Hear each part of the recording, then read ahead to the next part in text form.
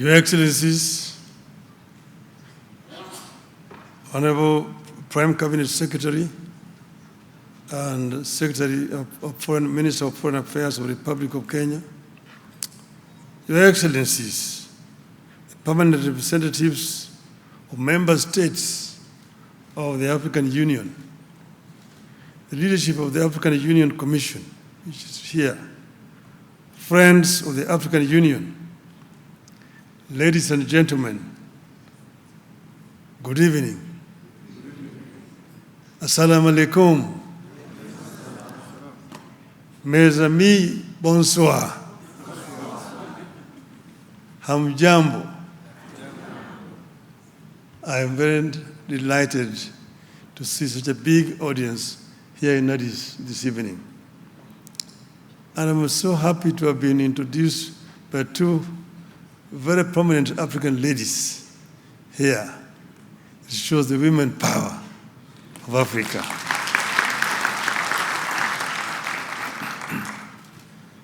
Allow me to begin by thanking all of you for making time out of your very busy schedules to come and listen to me and my vision for this great institution, the African Union Commission.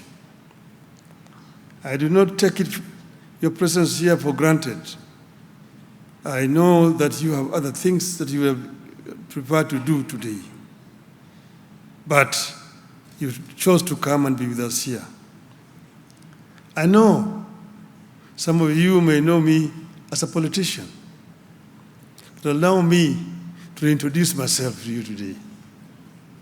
My name, as has been said, is Raila Odinga.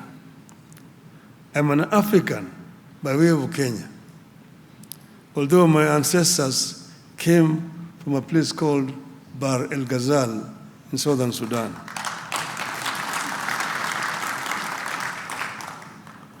I am a mechanical engineer by training, a businessman, a former prime minister, a grandfather of 5, a father of 4, a husband of 1, that I know of, and a lifelong servant of Africa, but you may call me also Baba. Many of you have heard of me because of politics, which, as you know, can be a challenging arena full of ups and downs. And throughout my career, I have faced obstacles, but I remain steadfast and uncompromising in my belief about African unity. I was born into the spirit of Pan-Africanism as the son of a pioneering leader, Jaramogi Oginga Odinga. And under his tutelage and guidance, I was exposed to the rich tapestry of Africa's history through the lens of exceptional leaders. I have witnessed both the continent's greatest aspirations and its most challenging trials. I have experienced the vision and dedication of the founding fathers like Nnamdi Azikiwe, Kwame Nkrumah, Julius Nyerere, Ahmed Sekou Touré, Gamal Abdel Nasser, Ahmed Ben Bella, and recently, Madiba, Nelson Mandela. I have also lived through the collapse of that grand vision and have an occasion to watch as the world rapidly transformed, while back at home, we are developing at a slower rate. Thankfully, the vision of the modern AU as we know it, it was brought back to life by Presidents Thabo Mbeki, Olusegun Obasanjo, Abdoulaye Wade, and Abdulaziz Bouteflika. We thank them for their contributions. Indeed, Africa has given all of us the tools to succeed which is why I'm determined to give back to Africa. And we're meeting here today in Addis Ababa.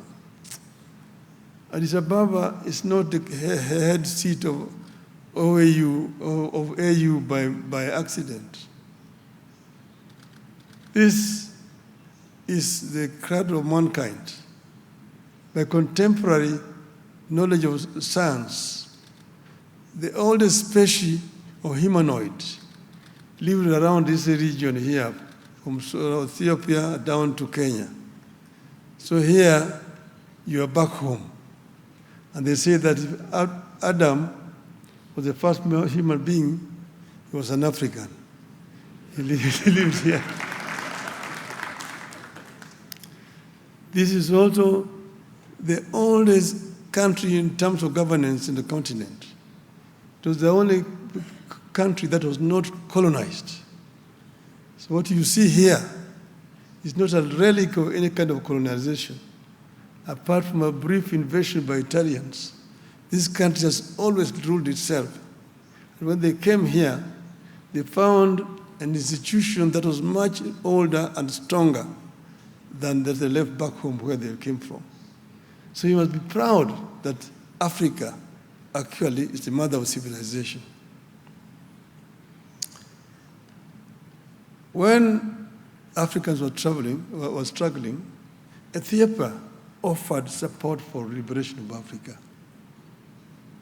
And the liberation movement moved, and eventually colonialism was defeated. So there were centers: Accra, Cairo, Addis Ababa, Dar es Salaam. Those were the origins of African Organization of African Union. 2.5 weeks ago, we were here in Addis Ababa to come at the launch of the refurbished African Hall, where the Organization of African Unity was founded in May 1963. At that time, I came under a different category. I was invited as a descendant of my father, who was one of the founding fathers of the Organization of African Union. At that time, a big part of Africa had already been liberated. They were represented by presidents. But there was part of Africa which was not free, Kenya was being one of them. Kenya, Zimbabwe, Zambia, then Rhodesia, Mozambique, Swaziland, now Eswatini, South Africa, Basuto land then, now Lesotho, Bechuana land then, now Botswana, West Africa, now Namibia, Equatorial Guinea, Guinea-Bissau, Sao Tome and Principe, and Cape Verde. So, in that congregation of the African leaders, presidents, the two people who spoke on behalf of the liberation movements, and that was Nelson Mandela and Jaramogi Oginga Odinga. So now we were invited as the descendants of the founding fathers to witness the opening of that hall. That is why I was here last time.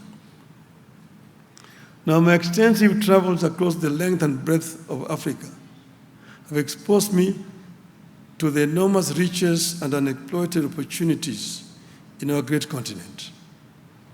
I have also had the opportunity to serve the African Union High Representative for Infrastructure Development in Africa between 2018 and 2023, for which I remain profoundly grateful.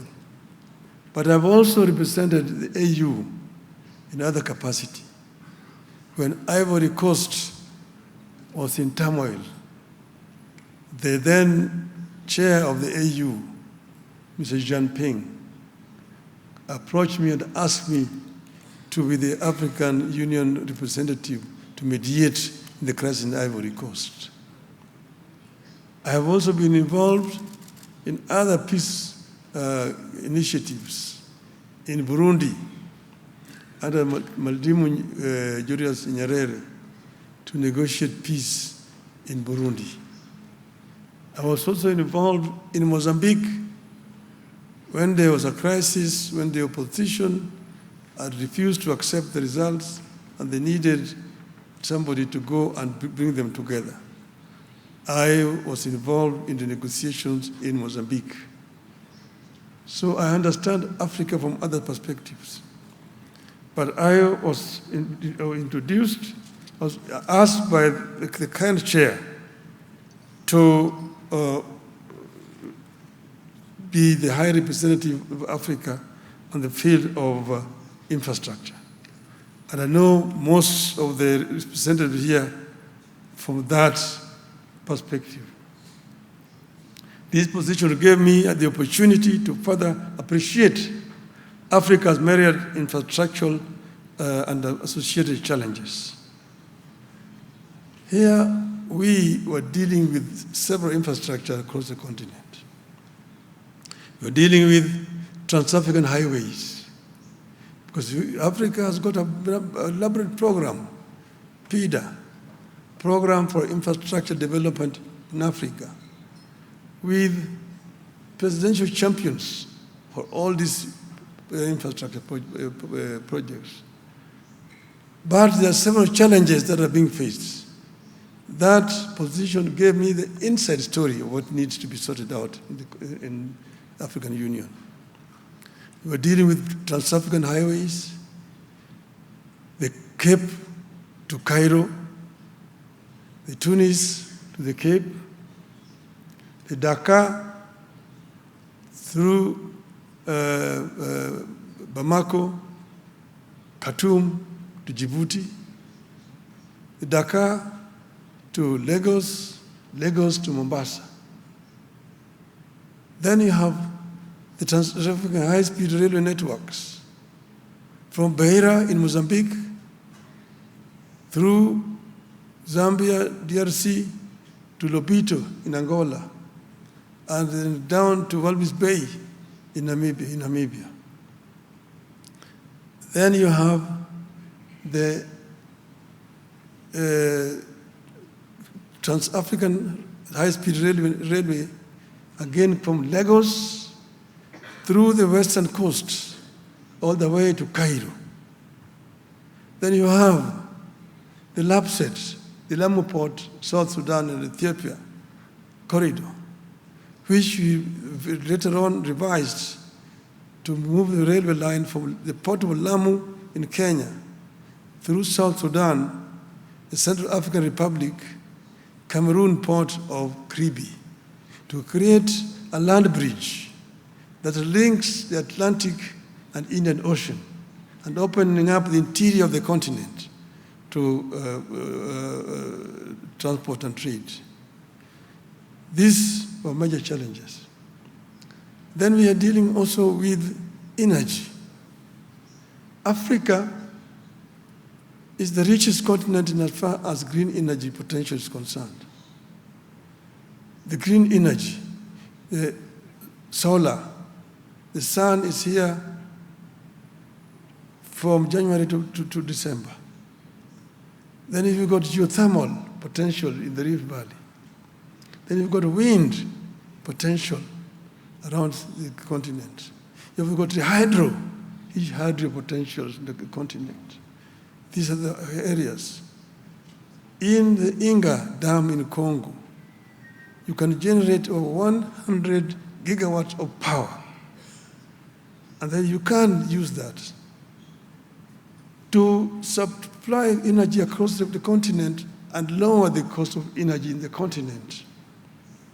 You have got the Southern African Power Pool, you've got the Eastern African Power Pool, the Central African Power Pool, the West African Power Pool, and the North. And you can interconnect these power pools and bring down the cost of energy to what is acceptable universally.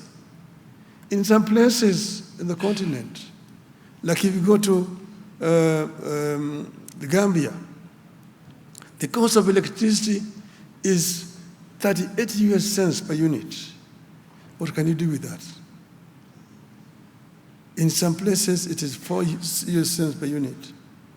If you want to be able to process the raw materials that are available in abundance on the continent, you must address the issue of energy acceptability in our continent. And that was one of the issues we dealt with. The issue of high-speed connectivity, fiber optics, was another one, to connect all the African capitals so that communication can become much easier and faster, and give our people access to the internet. Then the open skies was another issue. Open skies to bring down the cost of air transport on the continent. Africa is huge, and the infrastructure down on the roads and highways and railways are not yet fully developed. But we have got the skies, which are free. You don't need to construct anything. All you need is just construct airports and buy planes. That's all. But then there are barriers which have been put there. Each and every country has got their own air traffic control. And to oversky the airspace, you have to get a permission, and you have to pay. And this makes the air transport so expensive in Africa, where the air transport is mostly needed. The air transport in Africa is much more expensive than it is in Europe. In Europe, they've got one European air traffic control. And once you've been cleared, you can just fly. You only inform the other countries that I'm overflying, and you have no problem. In Africa, you have to wait days to be given a clearance if you are trying to fly with your own aeroplane. The other time, I was trying to fly from Dar es Salaam to Niamey in Niger for a conference. I was holed up in Dar es Salaam in an hotel for 10 hours because you must get an overflight clearance over Uganda, DRC, Central African Republic, Cameroon, Nigeria, and Niger itself. At that time, I was going for the funeral of the president of Namibia. I'm sitting in Nairobi at the airport for 3 hours to get clearance over Tanzania, DRC, Zambia, Botswana, and Namibia itself. So these are self-imposed restrictions on our continent. This is what we call the low-hanging fruits that you can harvest without a problem. But these are still there as a challenge. These are some of the problems that we were dealing with when I was there. And saying that this means a challenge that we need to deal with going forward. Then, in the continent, we have the youth. The youth is the biggest asset that we have in our continent. The African continent is a young continent because 70% of our youth are below the age of 35. This can be either an asset or it can also be a challenge. Because the youth, if they are not empowered, they become a drag on the economy. They become drug addicts. They become criminals. And they become a drag on the economy. But if they're empowered with skills,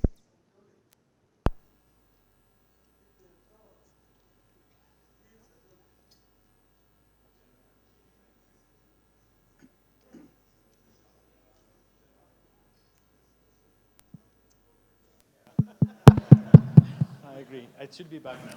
So, thank you. Thank you. So, our youth are the biggest resource that we have in the continent. But we first need to give the youth the requisite tools that they require to be able to create wealth for our continent. This is another major challenge to us. This is what other countries have done. This is what China did. China empowered the youth and gave them skills so that when they opened up their economy, the big manufacturing companies rushed to China because they saw there highly skilled and cheap manpower and also cheap raw materials. So you go to China, all the major manufacturing companies are in China. The automobile, Mercedes is there, BMW is there, Volkswagen is there, Peugeot is there, Citroën, Volvo, Ford, Toyota, Nissan, Hyundai, all of them are in China.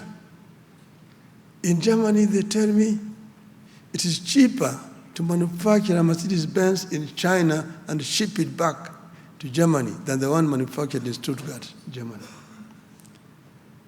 That enabled China to move 600 million people from poverty to middle income status. So China is today no longer the cheapest destination because most of the people have become more affluent. A gap is left down there underneath, which Africa can fill. Because China has the cheap raw materials, but those raw materials are made with original raw materials from Africa. You have cheap industrial materials. You have got steel, you have got copper, you have got aluminum. But all those are made with raw materials coming from Africa. So if you can do the value addition on the continent, then you don't need to, people don't need to go to China. Those industries will come to Africa. And Africa will become the next factory of the world. This is one of the things that I have in mind.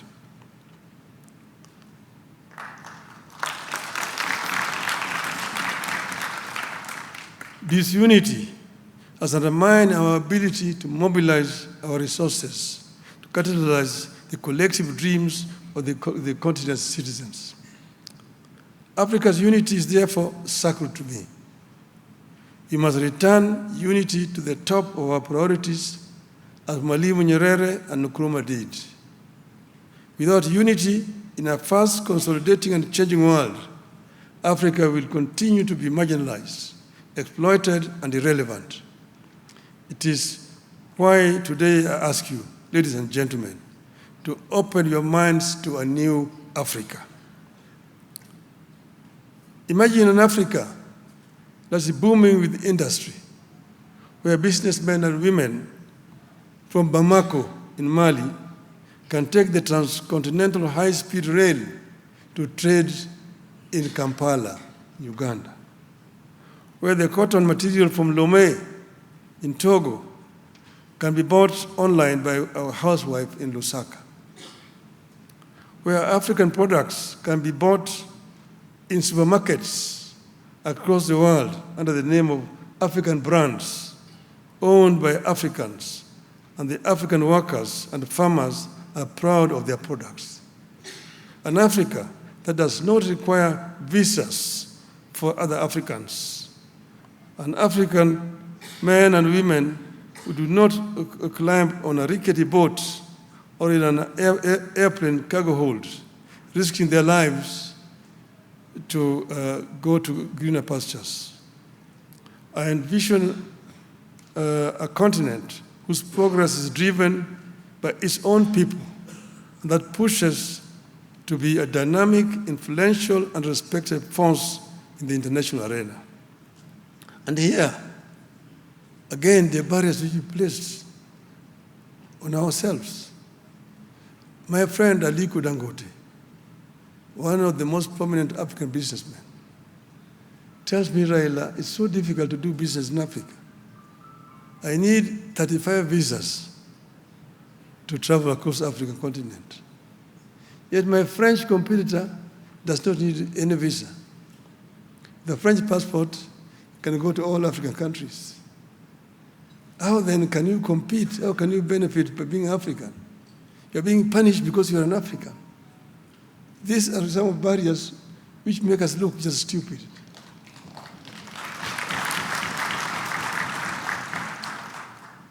In Europe, when I was living there, traveling in Europe was very difficult. You had to have a visa. When I was traveling from Germany to Britain on a train, I needed a visa to transit through Belgium or Holland, 2 visas. And if you did not have that visa, they put you back on the train back to where you came from. Today, you don't need a visa in Europe. The Schengen visa, you can go to any country in Europe. You only get, if you're traveling by road, you only get to know that you have crossed the border by seeing the different registration numbers. And so Europe has become a village. Why can you not do that in Africa? I intend to see that we introduce Africa, the AU visas, like the Schengen visa.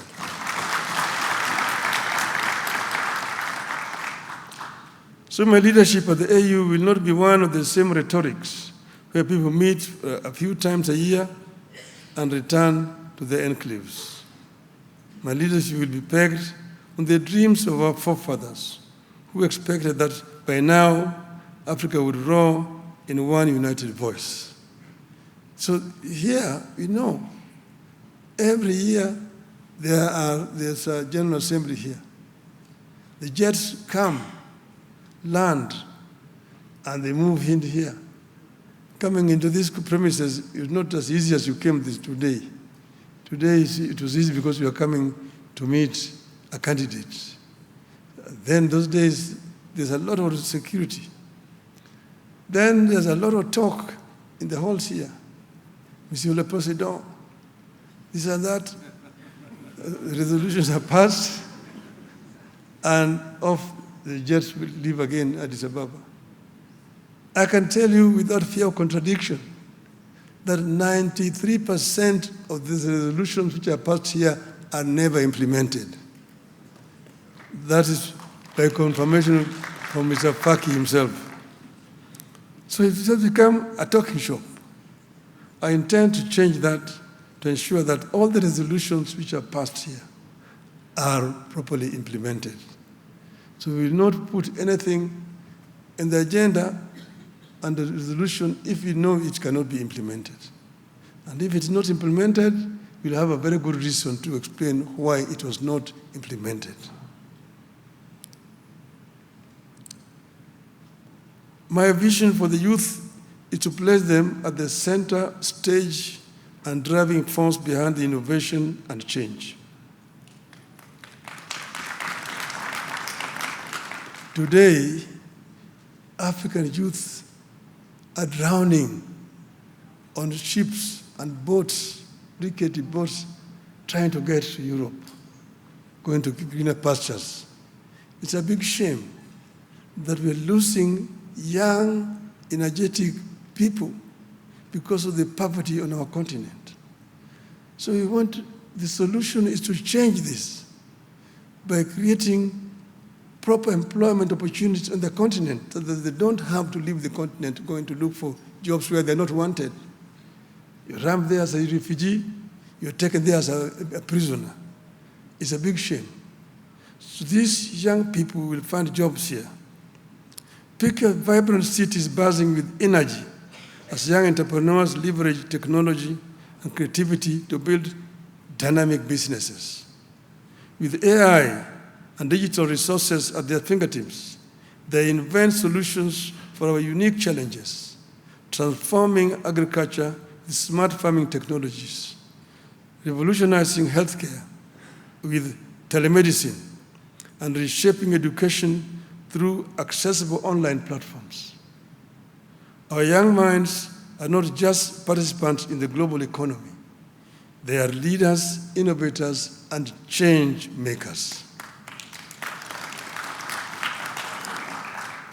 My economic transformation plan envisions an economically transformed continent thriving on the richness of its resources and the unity of its people, a continent that not only sustains itself, but is a powerhouse of global trade. The African Continental Free Trade Area will be more than a policy. It will be a reality. Imagine goods flowing seamlessly across the borders, facilitated by advanced logistics and digital platforms, creating jobs, fostering innovation, and ensuring that no Africa goes hungry. My environmental sustainability plan envisions our rich biodiversity. It is protected, and our natural resources are managed wisely. In the face of climate change, we lead the way in renewable energy, harnessing the sun and the wind power to power our homes and industries. Our agricultural practices need to be regenerative, preserving our land for future generations and ensure food security for all. Africa is not the offender in this debate on climate change. Africa is a victim because Africa's emission is less than 5%, about 3%, somewhere there. But Africa suffers the biggest effect in this animal called climate change. Many of African countries today live between two twin disasters, floods and drought, El Nino and his sister La Nina. So floods, when the floods come, they destroy homes. People drown. Our infrastructure is devastated. Bridges are washed, and so on and so forth. And when the drought comes, livestock is dying. People go hungry. There's no food, famine, and so on. So first, we need to make our contribution to this agenda of climate change by greening Africa, rolling back the desert. But we are also the biggest arable land available today on the planet Earth. So we make use of what we have on the continent. But in the negotiations for compensation, if we go as Benin, as Cape Verde, as Egypt, as Senegal, as Kenya, they just look at you. I have been in those COPs. I was in COP 15, I was in COP 16, I was there in Copenhagen, I was in Cancun, Mexico. I've been in a number of those COPs. I was in Sharm el-Sheikh. Now I'm not going to Baku next week. It's Baku, and next year it is in Brazil. But it's a talk shop. People talk and they keep on pushing you. They make promises of billions, but when it comes to contributions, nothing is happening. But if Africa negotiated as Africa, it will be a different matter altogether. But if you go as individual countries, you will keep on being pushed left, right, and center. And that's why we must have one agenda on this issue, climate change, and say this is what it is, and these are our terms. Gender equality and inclusion. In this ideal Africa, gender equality is not just an aspiration, it is a reality. Women and girls are empowered, need to be empowered to pursue their dreams, leading in every sector, from technology and politics to education and business. African woman has made a lot of contribution in history. African woman is the breadwinner in most of African societies. She's the one who wakes up so early in the morning to go to the farm, to go and farm. She's the one who is looking after the children at home. She's the one who is also fetching water to bring at home. The one who is cooking in the home. And then in the evening again, she's the one who is the workshop. So African woman is a great enemy, a great human being.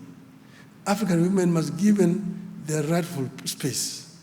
They must be respected and empowered. We must ensure that their voices are heard in every decision-making process, creating a balanced and equitable society. Cultural renaissance. Let's envision a cultural renaissance in Africa. An African that celebrates its rich heritage while embracing modernity. Our art, our music, our literature resonate worldwide, showcasing our talents and telling our stories. Festivals and cultural exchanges thrive, reinforcing our bonds and inspiring future generations to cherish and promote our diverse cultures. Of course, with this ambitious dream, there must be a plan, which is why my campaign and my leadership have come up with an extensive technological innovation plan, utilizing artificial intelligence as its bedrock. In this future, we embrace technology as an enabler of progress. Cities are smart, utilizing AI to optimize everything from energy consumption to transportation systems. Education is accessible to all, with digital classrooms that open doors to knowledge regardless of location. Our health systems are strengthened through telehealth and AI diagnostics, ensuring that every individual receives quality care. But fundamentally, my rallying call is the leadership of Africa, that we join hands and make sure that no African is left offline. Every African should be online. And now let me conclude. A call to action. Today I invite each one of you to imagine this Africa, a continent bursting with potential and brimming with possibilities. As I present my candidacy for the position of chairmanship of the African Union Commission, I'm committed to turning this vision into reality. But I cannot do it alone. It will take all of us, leaders, innovators, and every citizen working collaboratively to dismantle barriers, foster unity, and pursue excellence. Together, let us harness our collective power to create a future where Africa stands tall on the global stage, an emblem of resilience, creativity, and unity. Let us embark on this journey toward a brighter and more prosperous Africa.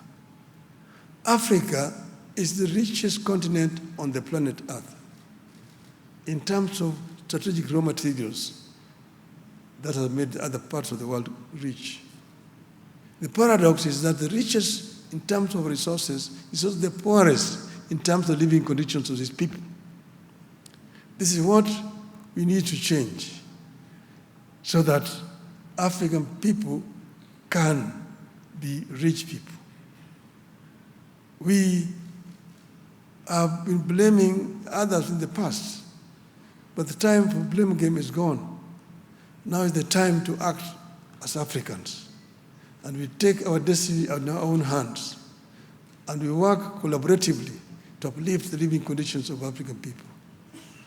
There are those people who do not believe that Africa can develop. So they are what we call Afro-pessimists. Afro-pessimists are those who think Africa is a lost cause. But the Afro-pessimists, like myself, are those who believe in the ability of the African people to develop Africa. Africa will not be developed by foreigners coming to Africa. The foreigners will come to invest, not to develop, but to make money. But ultimately, Africa will be developed with the brains and energies of the African people. And that's why you've seen the story I tell of the African lion. That African lion is a very resilient animal. And here the African lion is giving a message to the Asian tiger. And the African lion is, as you know, Africa, the lion is a revered animal. The Cameroonian soccer team is called the Indomitable Lions. The Senegalese soccer team is called the Lions of Teranga. The Moroccan national team is called the Atlas Lions. And in East Africa, we call the lion Simba, mfalme wa msitu. That the lion is the king of the jungle. When it roars, the other animals listen. So the African lion is giving a message to the Asian tiger. That you, the Asian tiger, you have danced alone on the stage for far too long. I was asleep in the jungles of the Congo. But now I'm awake. I'm surrounded by the mighty mountains of Kilimanjaro and Kenya to the east, the Atlas Mountains to the west, the rivers, the Niger, the Zambezi, the Limpopo, the mighty Congo, the Nile, and I'm sitting on African oil, African gold, African bauxite, African copper ore, African iron ore, African diamonds, and I now have the knowledge and ability to turn all this wealth into prosperity and to liberate my people and make them rich and powerful and claim the 21st century as an African century. End of the message of African land to the Asian tiger. Thank you very much.